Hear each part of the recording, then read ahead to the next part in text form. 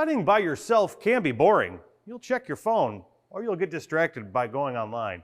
A study group can help you stay focused and on task. Plus, with friends, studying is much more fun. You can crack jokes, create funny examples, and hang out after study time is over. Your friends will surely have different viewpoints than you. By discussing these topics, debating each point, and arguing your opinions, you'll be able to look at problems from different viewpoints. This can be helpful in critical thinking and creative problem solving.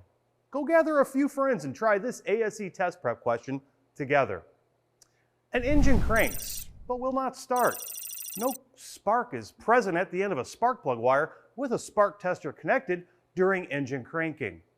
Technician A states that a faulty ignition module could be the cause.